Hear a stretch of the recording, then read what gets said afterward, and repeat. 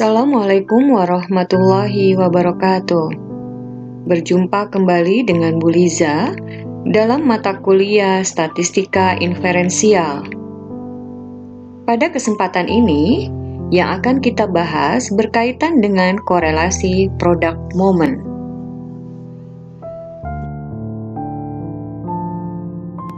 Salah satu teknik statistik yang kerap kali digunakan untuk mencari hubungan antara dua variabel atau lebih adalah teknik korelasi. Dua variabel yang hendak diselidiki hubungannya tersebut biasanya diberi simbol variabel X dan variabel Y.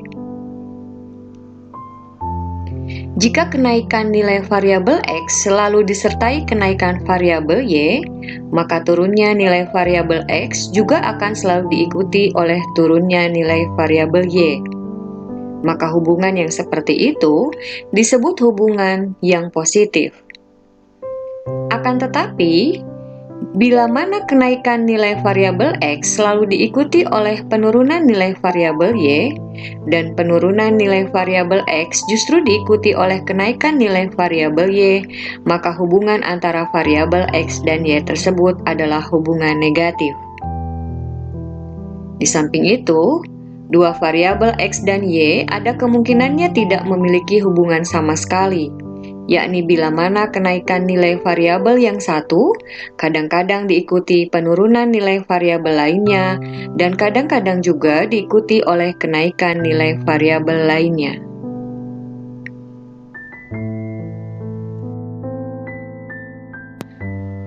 Sebelum membahas lebih lanjut berkaitan dengan korelasi product moment, pada slide ini akan dijelaskan tentang macam-macam teknik korelasi. Ada 4 teknik korelasi yang biasa digunakan dalam statistik. Yang pertama adalah product moment. Product moment digunakan untuk mencari hubungan dan membuktikan hipotesis hubungan dua variabel jika data kedua variabel berskala interval. Sementara rank experiment digunakan untuk mencari hubungan jika kedua variabel berskala ordinal. Sementara itu, poin serial atau biserial digunakan untuk mencari hubungan jika satu variabel berskala nominal dan satu lagi berskala interval. Yang terakhir adalah koefisien kontingensi digunakan untuk mencari hubungan jika kedua variabel berskala nominal.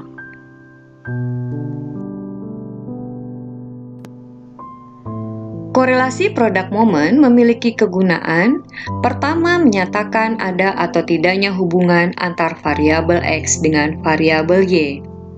Yang kedua, untuk menyatakan besarnya sumbangan variabel satu terhadap yang lainnya yang dinyatakan dalam persen.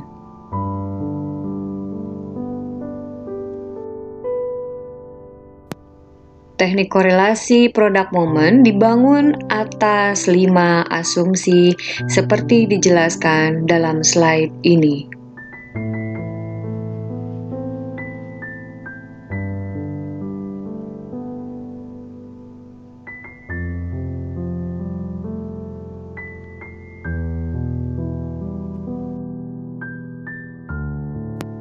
Ada 2 rumus untuk menghitung koefisien korelasi product moment. Pada rumus pertama, koefisien korelasi product moment dapat dihitung menggunakan rumus yang langsung dihitung dari skor mentah atau raw score. Sementara pada rumus kedua, koefisien korelasi product moment diperoleh menggunakan rumus deviasi.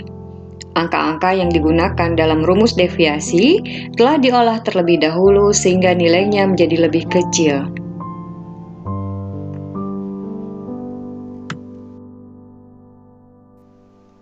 Untuk memahami teknik korelasi product moment, berikut contohnya.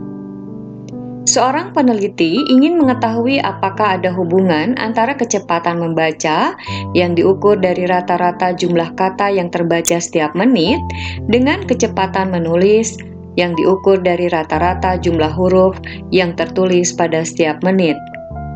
Penelitian ini dilakukan pada 10 siswa SD kelas 2. Dari data 10 siswa diperoleh sebagai berikut. Siswa A kecepatan membacanya adalah 23. Ini menunjukkan bahwa rata-rata ada 23 kata yang terbaca setiap menitnya. Sementara kecepatan menulisnya adalah 25 yang menunjukkan bahwa rata-rata 25 huruf yang tertulis setiap menitnya untuk siswa kelas A. Selanjutnya siswa B kecepatan membacanya 21, sementara kecepatan menulis 23, dan seterusnya sampai siswa J.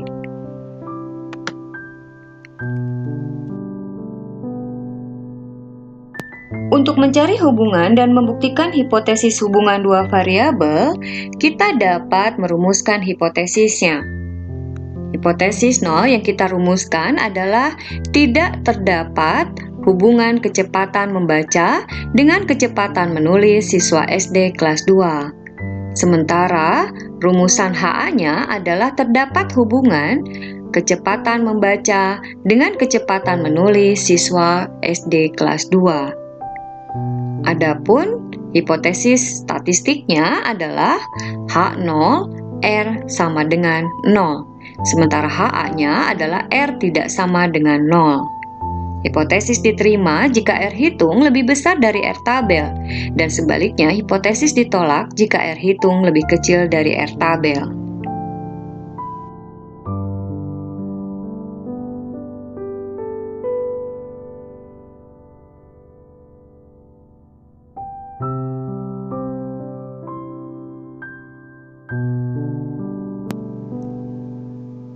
Selanjutnya, dari data yang ada, kita bisa menghitung besarnya koefisien korelasi produk momen. Langkah pertama yang akan kita lakukan adalah menghitung besarnya sigma X. Sigma X dapat kita hitung dengan cara menjumlahkan seluruh data pada variabel X. Dari data ini diketahui sigma X sebesar 290. Demikian pula dengan variabel Y, maka kita bisa menghitung besarnya sigma Y. Setelah kita hitung, besarnya sigma Y adalah 295. Langkah selanjutnya adalah kita dapat menentukan besarnya X kuadrat. X kuadrat adalah data pada variabel X kemudian dikuadratkan.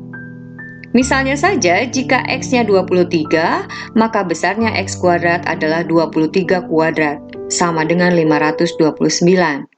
Jika data X 21, maka X kuadratnya adalah 441. Lakukan perhitungan tersebut sampai data terakhir, sehingga kita bisa menghitung besarnya sigma X kuadrat. Pada data ini, besarnya sigma X kuadrat adalah 9254.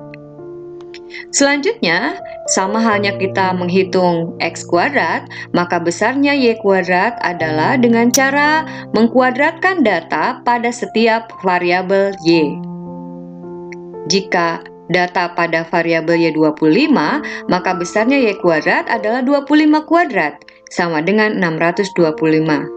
Lakukan seterusnya sampai data terakhir. Dalam data ini diketahui sigma Y kuadrat sebesar 9293. Langkah terakhir adalah menghitung XY. XY adalah dengan cara mengkalikan data pada variabel X dengan variabel Y. Jika data pada variabel X 23 dan Y 25, maka XY adalah 23 kali 25, sama dengan 575. Sehingga diketahui setelah kita menjumlahkan seluruh data, maka besarnya sigma XY adalah 9257.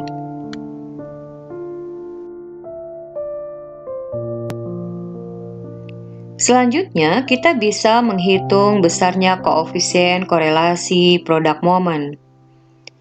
Dari angka-angka yang sudah kita hitung tadi, maka kita tinggal masukkan saja ke dalam rumusnya. Dari hasil perhitungan, dapat kita ketahui besarnya koefisien korelasi produk momen adalah 0,994. Apakah koefisien korelasi hasil perhitungan tersebut signifikan atau dapat digeneralisasikan atau tidak? Maka perlu dibandingkan dengan R tabel. dengan taraf kesalahan tertentu. Untuk mendapatkannya, biasanya buku-buku statistik memberikan lampiran untuk kita mendapatkan tabel ini. Jika taraf kesalahan ditetapkan 5% atau taraf kepercayaan 95% dan N-nya sama dengan 10, maka besaran N tabel adalah 0,632. Ternyata nilai R hitung lebih besar dari nilai R tabel. Sehingga dalam kasus ini H0 ditolak dan HA diterima. Jadi kesimpulannya ada hubungan antara kecepatan membaca dengan kecepatan menulis. Dan nilai koefisien korelasi antara kedua variabel tersebut sebesar 0,994.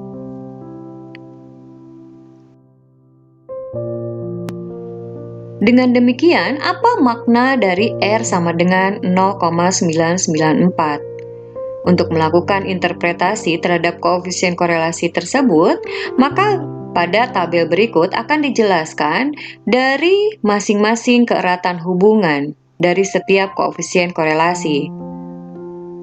Jika R sama dengan 0,994 berdasarkan tabel ini, maka tingkat keeratan hubungan antar variabel X dan Y adalah sangat kuat. Dalam analisis korelasi, terdapat suatu angka yang disebut dengan koefisien determinasi yang besarnya adalah kuadrat dari koefisien korelasi atau R kuadrat. Koefisien ini disebut sebagai koefisien penentu karena varians yang terjadi pada variabel dependent dapat dijelaskan melalui varians yang terjadi pada variabel independent. Untuk contoh ini, ditemukan R sama dengan 0,994. Maka koefisien determinasinya adalah R kuadrat dari 0,994. Hasilnya adalah 0,988. Maknanya adalah varians yang terjadi pada variabel kecepatan menulis 98,8% dapat dijelaskan melalui varians yang terjadi pada variabel kecepatan membaca. Atau bisa juga disimpulkan bahwa kecepatan menulis 98,8% ditentukan oleh kecepatan membaca dan 1,2% sisanya ditentukan oleh faktor lain.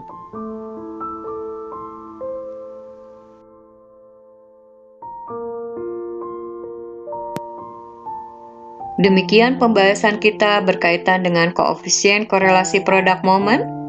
Sampai bertemu kembali dalam bahasan berikutnya. Assalamualaikum warahmatullahi wabarakatuh.